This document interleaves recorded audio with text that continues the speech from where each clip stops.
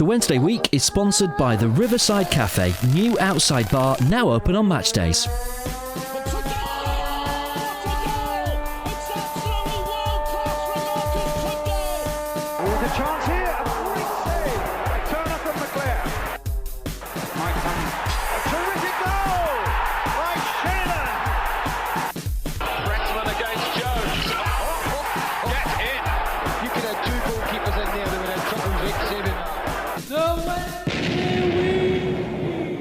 Welcome to the Wednesday week, the Sheffield Wednesday podcast. I'm James, I'm in the hot seat tonight. We have no Lord Hillsborough. In fact, we're very low on numbers. This international break hasn't done very much at all for our podcast team. We do have Dan Fudge with us, currently driving. Well, where are you driving, Dan? Deep in the heart of Berkshire. Genuinely sound. The M3. You genuinely sound like you're in the middle of nowhere. Yeah, I am. I'm somewhere between Winchester and Eastleigh, and I'll be home soon, so it should really calm down. But I enjoyed what you did there, James. I like the way you've managed to get the word international, because featuring this week, I'm putting you up for segue there, James. Did you like that? That's very good. Go, carry on. So, on the theme of international break, it's time for... I don't know. Joe, are you there, love? Are you there from the other side of the world? Joe? Can you hear me? Africa calling. In technology, brilliant. So we've got Fudge driving through Eastleigh, and we've got Joe Crann over in South Africa. Now, Joe, we've not had you on the podcast for a little while. It was not long after the Norwich game that you came on to have a chat about the Fessy affair, as it was back then. Yeah. But I mean, we spoke, was it last week, very briefly, because you'd written a bit of a piece about your thoughts about the season so far. So that would seem like a good place to start. Do you want to give us a quick rundown of how you see things at Sheffield Wednesday as things stand right now? Yeah, I mean, I message you because I value your opinion. It's quite nice to have a Wednesday out whose opinion I value. That's the nicest thing that anyone's ever said to me, ever, genuinely. Just know it's the first of many now. You're stuck with me. You said once. you said once. All good. But no, I mean, it's been a difficult season, hasn't it? Because I think, for me, one of the most difficult things to really get round is the success of last season. We kind of came out of nowhere, didn't we? And then we got to the playoff final and everyone's like, right, well, that's it. We should win the league next year.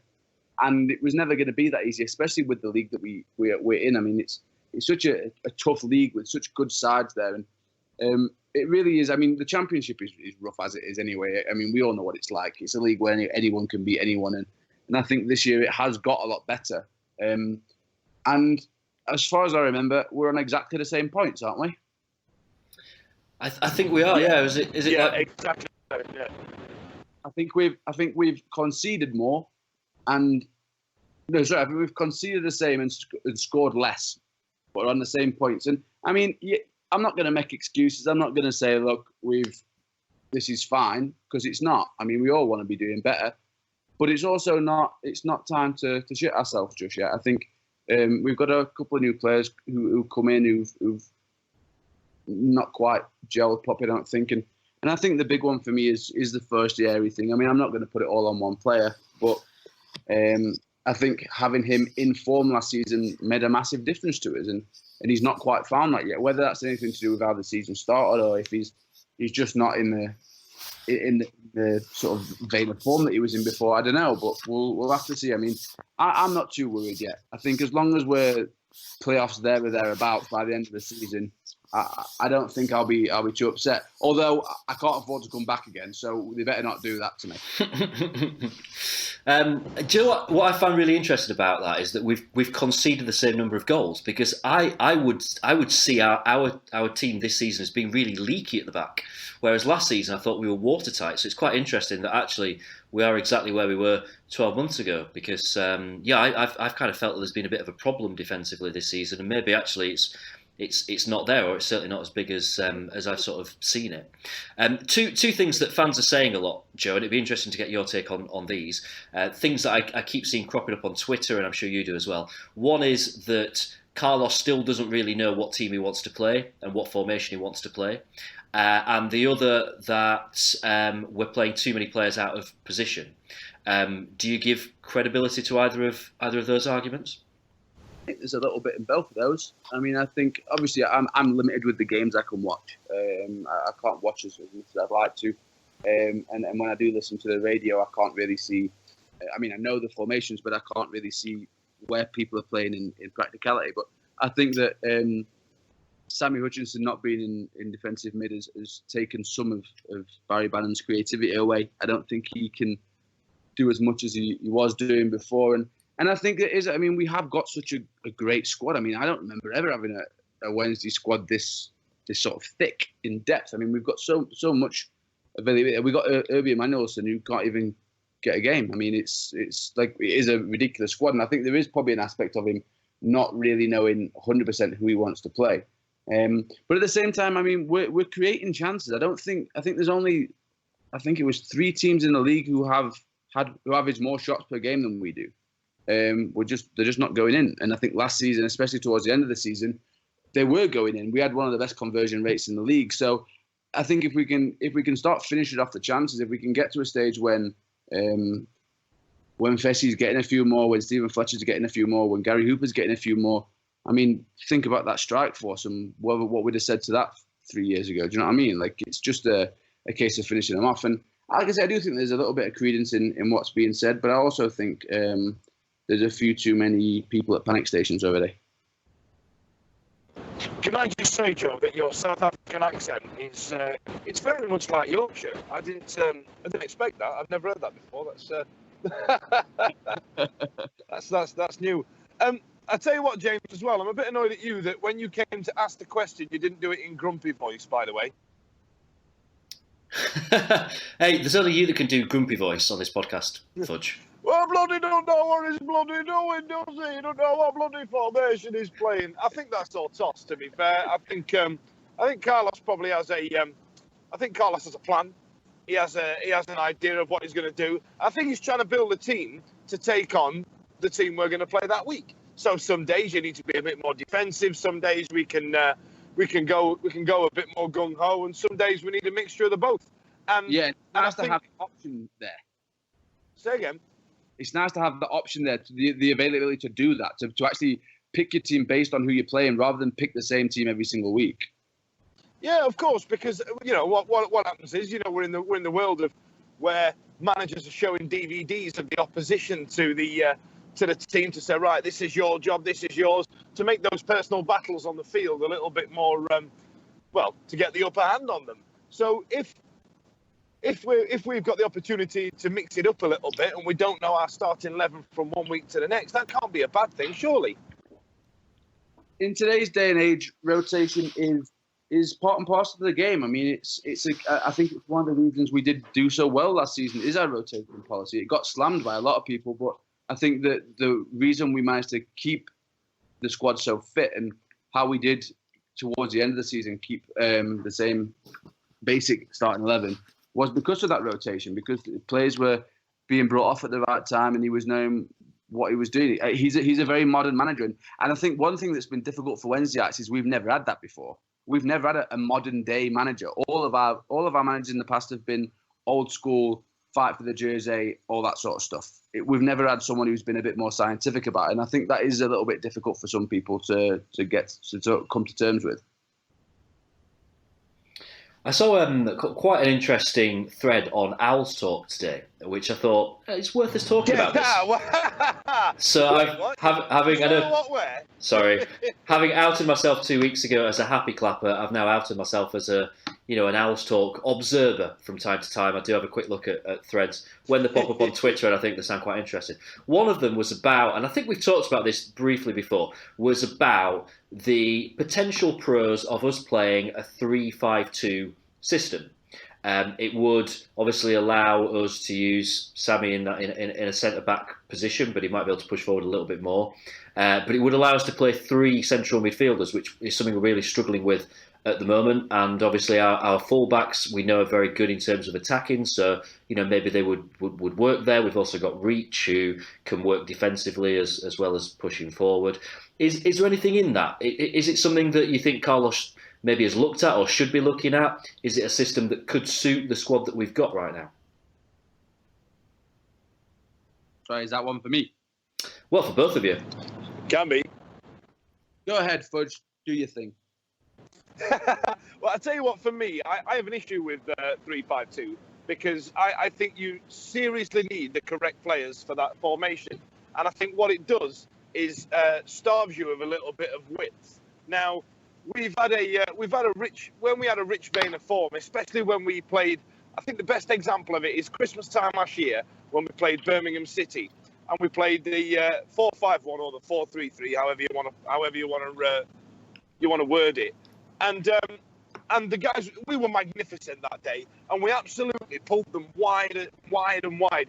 And we were very good at what the Dutch did in the 70s, where they make the pitch bigger when they have the ball and make it smaller when they don't. And 3-5-2 for me, you just lose a little bit of width. And when you've got attacking players that want to get down to the byline, who's going to do that? Who's going to do that from fullback? Liam Palmer, because I don't think he can. Fair point. What's your take, Joe? I mean, obviously, you see quite a lot of South African football. Is there much variation in terms of the formation that's played over there? Yeah, I mean, we do get quite a lot of as they call them, wing-backs here, because obviously South African footballers are pretty pacey a lot of the time. So they are often used in that full-back position because they can get up and down. But like you say, Fudge, you obviously have it's a little bit of a catch-22 because you get a little bit more of an attacking threat in terms of your full-backs because they can push up a little bit further, but then you do lose your wingers. And it's a catch-22 because you gain a little bit of pace in your own third and lose a little bit in the centre. So it does come down to the players you've got. I mean, I do think with Adam Reach, I mean, he can play left back and left wing. Same with Hunt as well. I think he's also a very attacking-minded player. So I think the potential's there, but I'm not sure, as Fudge says, I'm not sure we've got the players who would suit it properly. And I do think that I think the strikers also need a little bit more a little bit more service than a 5-3-2 would give him. Whether you're celebrating a birthday, a wedding or anniversary, maybe you've passed your driving test, or you've landed a new job. Well, whatever your reason for a party, the Riverside Cafe is the perfect location on Catch Bar Lane overlooking Hillsborough Stadium.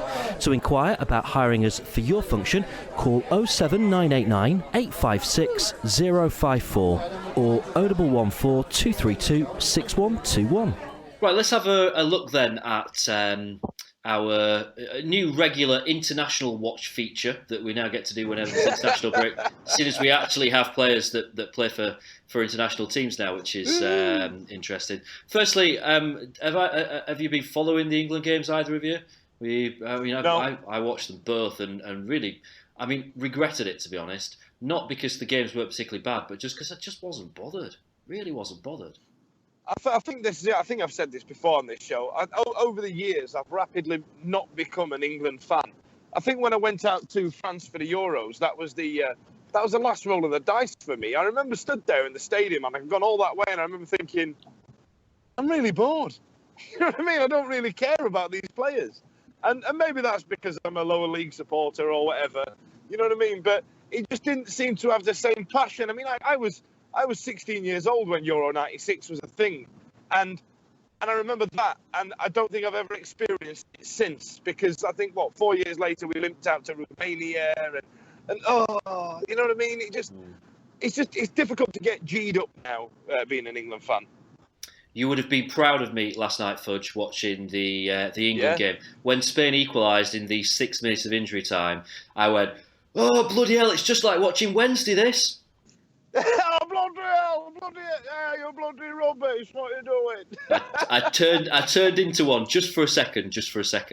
Right, in terms of... Starting hours online on count. In terms of Wednesday players then, well, I mean, it's not been brilliant, has it? Because we obviously had no Bannon or Stephen Fletcher for Scotland in their defeat to England. We've had no Kieran Westwood make an appearance for Ireland. But we did have 90 minutes for Daniel Pudel against Denmark last night, which finished in a 1-1 draw for the Czech Republic. And I honestly can't think of anything else to say about that. That just kind of stands on its own. Pudel got 90 minutes playing for the Czech Republic, and that's it, really. At least there is an international section, like you say. This was never the case a few years back, was it? That is very, very true. And well, there is that, but the feature reminded me of one of those ones that they have on Harry Hill. You know, when you do the TV burp, and it'd be like TV highlight of the week, and then it'd be a 4-second clip, and then it'd cut away. That's what your feature reminded me of, then, James. Thank you. It is now time that we do what is now our regular feature, and it's such a shame that Lord Hills was not here because this is his baby. This is his thing. It is time for the weekly George Hurst update, and just to prove that we do talk about George Hurst more than any first team player for Sheffield Wednesday. Yep. He, although he has done more than any other Wednesday player has this week, he scored twice for England under-18s against Poland as they won. In the absence of Lord Hillsborough, Fudge, it's over to you to hurl a few superlatives at George Hurst, if you do the honours, please. Well, absolutely. Isn't it fantastic? I can't wait for him to play for first team. Oh, well, it's going to be amazing, isn't it? There's going to be a lad with Hurst on his back scoring goals for England and for Wednesdays. I can't wait. It's going to be outstanding.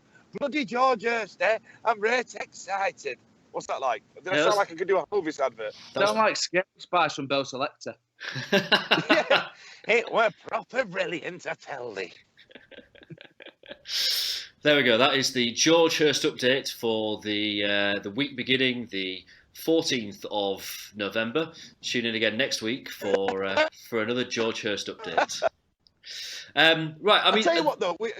At what point do we start? At what point do we start actually taking notice of George Hurst? Because he is becoming quite prolific for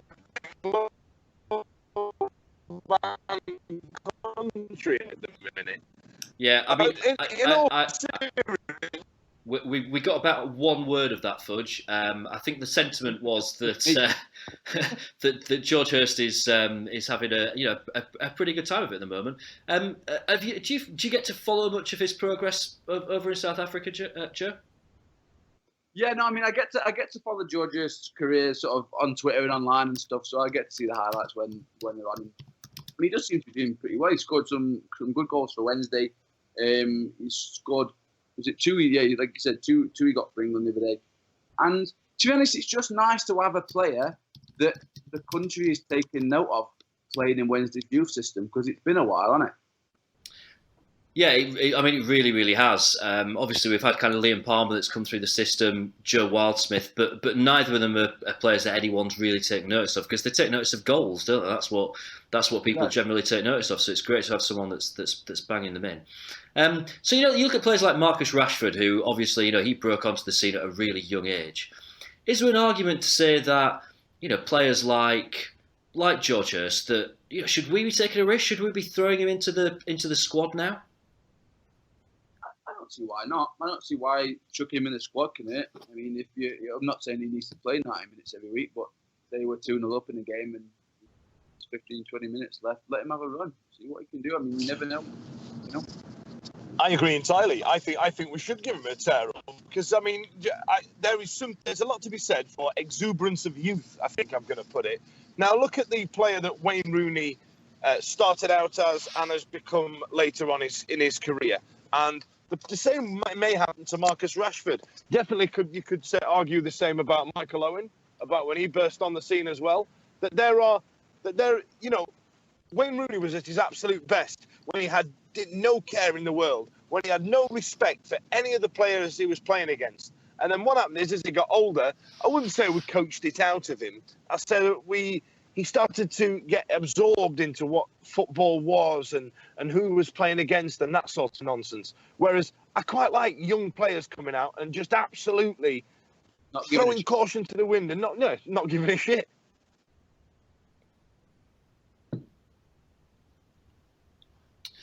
Right, next on our agenda tonight, and I mean there isn't a great deal of stuff happening at the moment, is there? You know, we could make up a few transfer rumours if we fancied it, but the only real thing that's been happening this week has been the seats in the North Stand. Now, this is actually, you know, relatively big news if you sit in the North Stand, which I do, because so formerly the white seats in the North Stand spelt SWFC. Now they've now been removed, and the white seats in the North Stand now spell the word Chancery. Now we kind of assume that this is some kind of like sponsorship thing. This is to allow him to put a bit more money in to get around financial fair play. That there's some kind of method behind this, because it would seem quite random just to do it. But you know what? I mean, I've got a bit of a vested interest in this, because I've sat and I've looked at the photograph, and I'm pretty certain that my seat is going to have changed from a blue seat to a white seat. And you're very excited about that. No, well, I mean, I have a major issue with OCD and stuff like that when it comes to football. Now, you know, I ranted a lot last year about when we didn't have the blue and white nets was when we didn't win games. Now, that theory has been proved to be complete bollocks this season, I accept. But it bothers me. So if we now lose the next couple of games at Hillsborough, I'm gonna have to send an email to the club saying the reason why we've lost is because you've changed my seat from blue to white. Change it back, or we're not going to win for the rest of this season. This is going to really bother me. This. There's going to be an N with a blue seat in the middle of it. Yeah, there really is.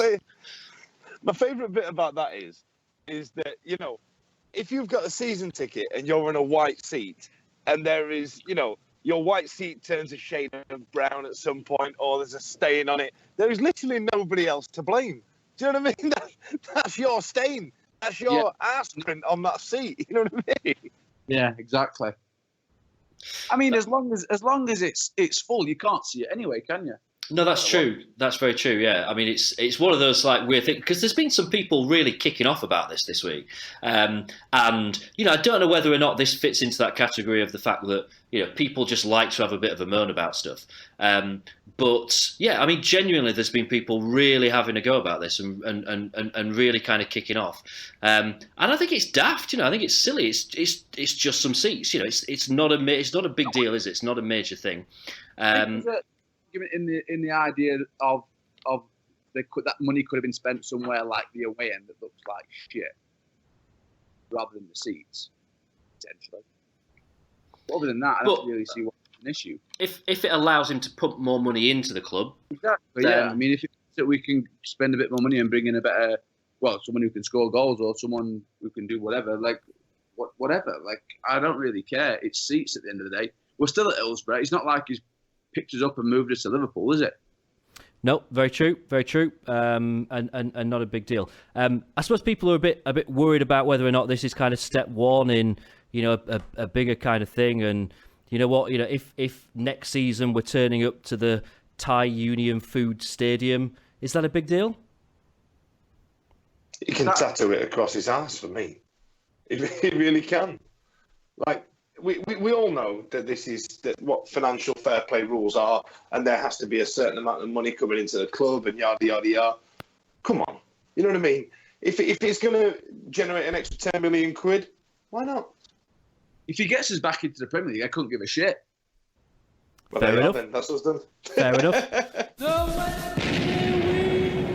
Here's a question. Where would you find all of the following in one place? Chairs, tables, beer, Vic, James, more beer, Dick Yow, Eddie, more beer, and the rest of the Wednesday week gang. That's right, it's the Riverside Cafe's new outside bar.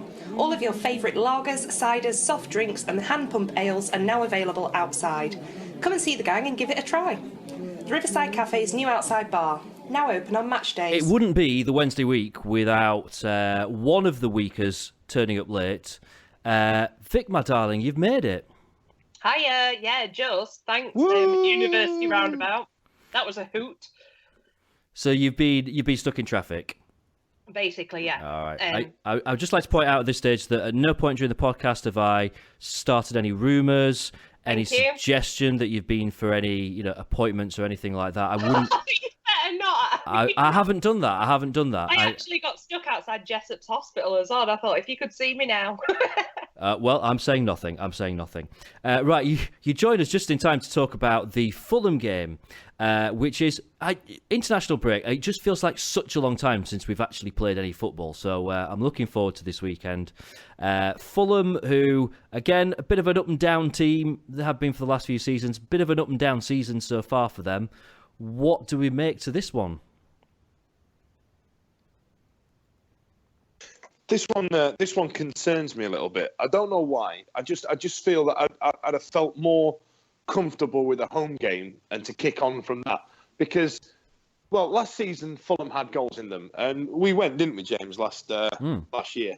And had it not been for a Ross Wallace thunder chuffer, to coin a phrase of Lord Hillsborough, it'd have been a pretty dour game. However, I think we did a video blog, didn't we? A vlog when we were there.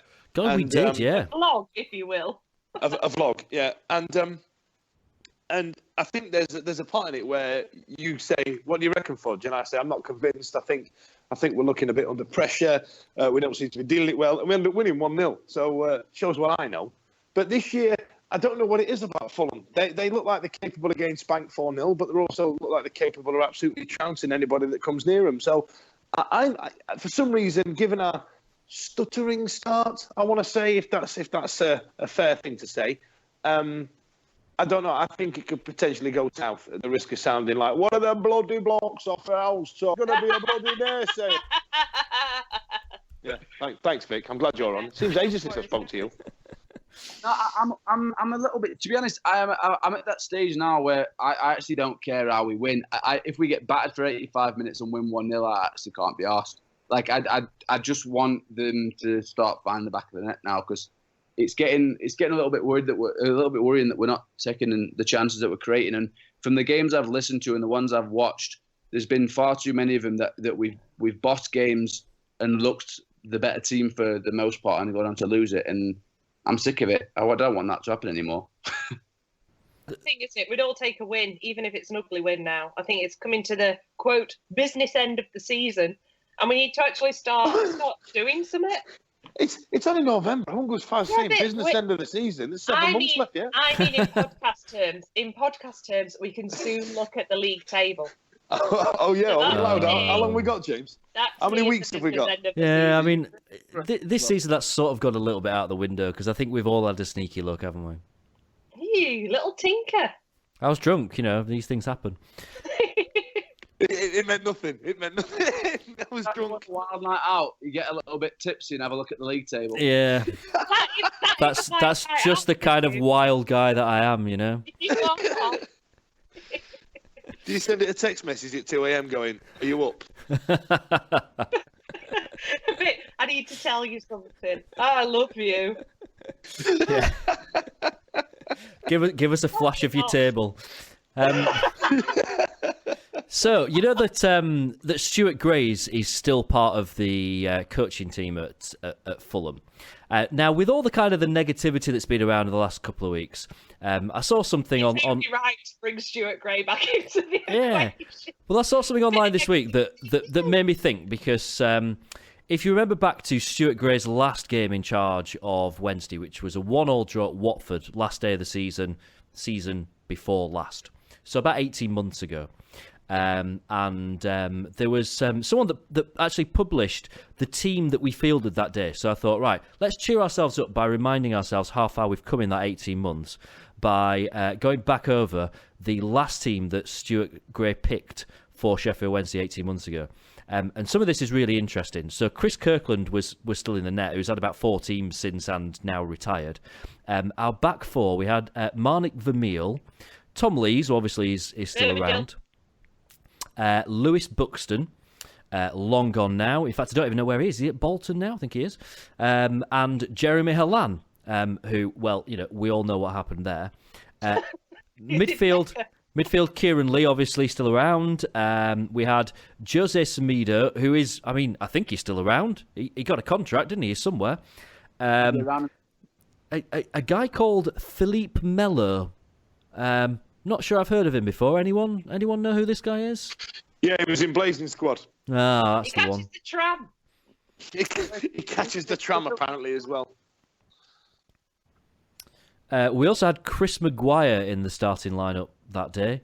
And our forward two... Anyone to have a guess as to what our forward two players were? Our two strikers on that day, 18 months ago. 3 years ago. 3 years ago. No, it's 18 months ago. 18. Oh, God. Yeah, Big Dave. No, he was on the bench. So it had to be someone really good. Oh, God, this is Lucas really Shaw. embarrassing. No, he wasn't playing for us then. No, Sorry, what was that? Was one of them a lone striker? One of them was a lone striker, yeah. Was it Rodri? Oh, no, he'd gone by the end of the season, hadn't he? He's Buy gone. players.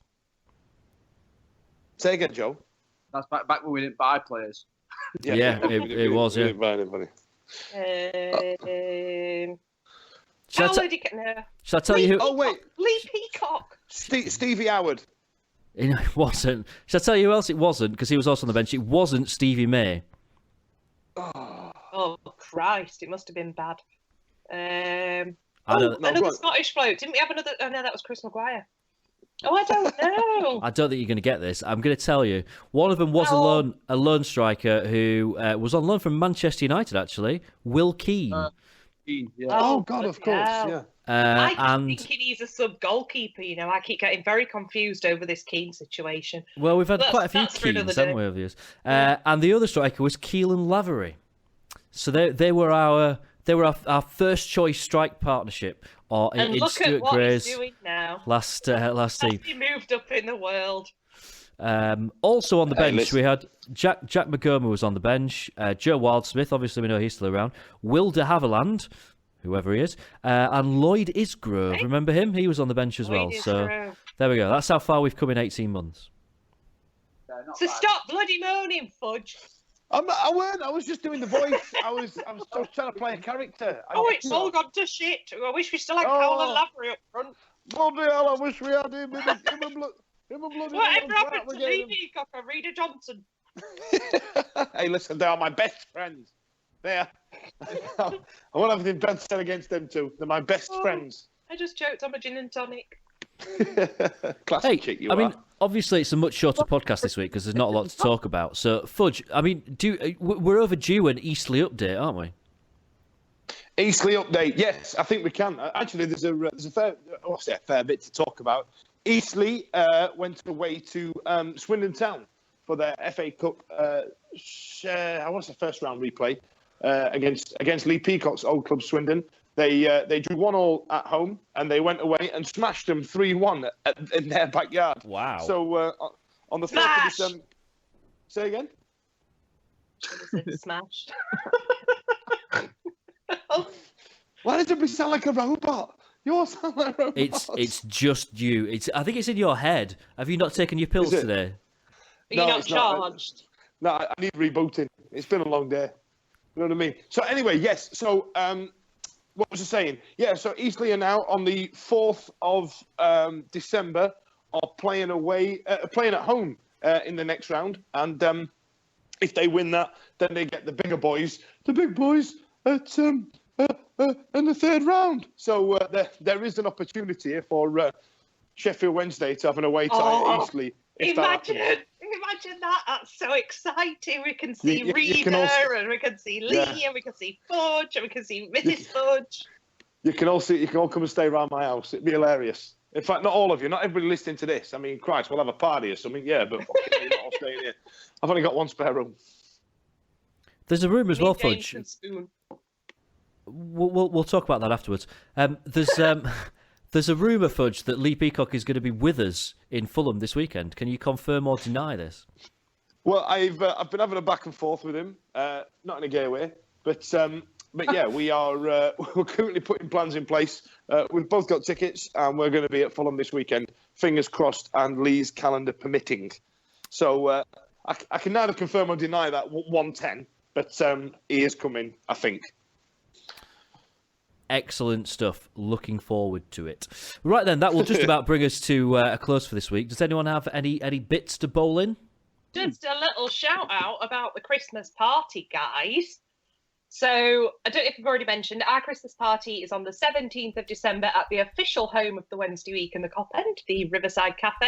Starts at, I think we said 7. It's a £5 to get in. There's no booking fee now on Eventbrite, so stop bloody moaning and buy your tickets. It's a £5 all in. We've got a DJ, we've got karaoke, and this week I've had 2 possible, one pretty confirmed as long as Fudge gives him a lift, but one other possible special guest. I wonder who the first of those could be. I think his demands were, as long as you buy me a pint and Fudge carries my coat all night, I will be at your Christmas party. So, I mean, make of that what you will. Guess who that might be. Send us a tweet. Have a little guess. Don't send me a tweet, because I'm pretty sure he's starting to believe it now. You know what I mean? There's going to be one day where... Well, I tell you what it was, and I need to apologise to the guy that gave us some negative feedback for not talking about football. But back in the day of me working for a holiday camp, back in the day, there was a time when I had to host for Bobby Davro, and Bobby Davro was going through a bit of a rough time at the time. This is his pre-EastEnders days, and it got to the point where he was really getting really depressed and really down, and it was actually really, quite sad in a way. But it got to the point where my mates were going, "Are you coming out tonight, Fudge?" Yeah. You're not bringing Bobby, are you? Because he bums us out. You know what I mean? And I told Lee this story, and now when he texts me, he refers to himself as Bobby, because he's become one of them pests now that don't leave me alone. So he's my own new personal Bobby Davro, if that makes sense. Have you told him that? Yeah. Oh, Lee. I can't confirm who's coming, just in case they can't. Okay. Bloody hell. You've said it now, Vic. You've said it now. We've got it on tape. You said it. May well be at the Christmas party. Imagine. And I can confirm that very, very possibly James might be in the same room as somebody else that night, and we can all see if they're the same person. But I can't say who yet again, because if these people cancel, probably won't make much difference. Well, that was very cryptic. Well, you know what? If that person happens to cancel at the last minute, it'll be great for you lot, because you could all make jokes about how, they couldn't be in the same room at the same time, could they? Yeah, exactly. Right then, Fudge, if people want to get hold of you, how would they go about it? Well, they can just ask politely if they want that. You know what I mean? Just make sure you kind of get hold of you. Yeah, that's fine. At least buy me a beer first. But call me Daniel. Call me Daniel. Call me Mr. Daniel. You know what I mean? That's what they used to call me on the cruise ships. But anyway, if you want to get hold of me on Twitter, it's @DanFudge, and I think that's the same name on Facebook as well. But don't go on that. It's a lot of me putting my scrotum on people in nightclubs. Lovely. Vic? I am @Victoria1867 on Twitter. And Joe, thank you very much for joining us this evening. Much appreciated. It's always nice to be a late substitute. It's the only thing I was ever good at football, when everyone else is knackered. Yeah, you're like Edin Dzeko. That's what you are of this podcast there, Joe. Except I don't go around pulling other people's shorts down. I don't know. It depends, It depends how drunk you get. Depends on the day of the week. Joe, give us a plug for your Twitter page if anyone's not already following you. If you want to get me, you can get me at @YesWeCran. That's double N. If you want to come and see me, basically just stats, because it's all I can do, really. I'm not good at much else. They're pretty good stats. I'm a stat fan, and I rate your stats pretty highly. That's You were a Joe indeed. Crann fan before Joe Crann was a thing on the podcast, weren't you, James? You liked his stats. Yeah, I think I had to sell the idea that we get Joe on first time around. You were all like, "Oh, I don't know, what's this guy all about?" I'm like, "Look, he does good stats. All right, we're getting him on." His stats. He's right, good. Look at me now. He's on telly. That reminds me of a bit of Eddie Izzard stand-up where they go, "This is a Death Star. What does it do? It does death." You know what I mean? We're getting a stat guy on. What does he do? He does stats. Oh, well, all right. Let's get him on. There we go. Anyway, if you want to get hold of me, you can get me on Twitter @JamesMarriott. Me, Fudge, and some other people will be in Fulham at the weekend. So drop us a tweet if you're around. You want to meet up for a pint. If you want to tweet the podcast @TWWcast, you can send us an email twwpodcast@gmail.com and get hold of us in all the normal ways, YouTube and on Facebook and all that stuff. Hopefully, we'll be back to and you full. can buy our shit. You can buy our shit at www.teemill.co.uk. Buy our stuff. There we go. Couldn't have put it better myself. Hopefully we'll be back to full strength this time next week. But in the meantime, take care. And Vic, I've got to leave it to you. We will see you real soon.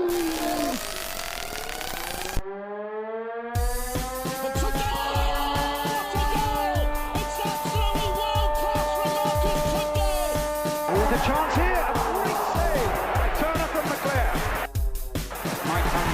A terrific goal by Sheridan. Rexman against Jones. Get in. You could have two goalkeepers in there that would have trouble saving. Right, I'm gonna... James, Yep. in true Noel's House Party fashion, Vic is waiting at the door. Did you actually manage to play some kind of doorbell sound effect as you said that? That was quite sexy, wasn't it? No, there was a lift in my apartment. Right, well, I mean, that's